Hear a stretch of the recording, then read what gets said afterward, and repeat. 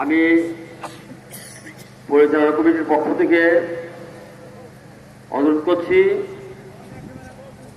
আমাদের মুসলিমদের উদ্দেশ্যে শুভেচ্ছা বিনিময় করবেন।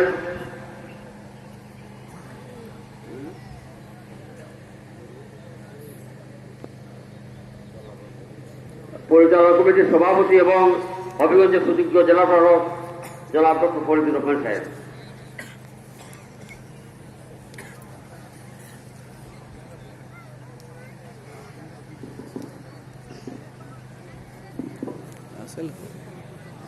বিসমিল্লাহির রহমানির রহিম। সম্মানিত মুসলিম কিরাম, আসসালামু আলাইকুম। জেলা প্রশাসনের পক্ষ থেকে সকলকে জানাচ্ছি ঈদ উল ফিতরের শুভেচ্ছা, ঈদ মোবারক।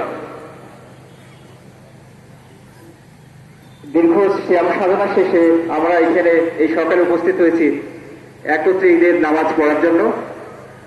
মহান আল্লাহ রাব্বুল আলামিনের কাছে শুকরিয়া আদায় করছি যে আমরা সকলে এখানে উপস্থিত হতে পেরেছি। ঈদ উল ফিতর মুসলমানদের জন্য সব থেকে আনন্দের দিন।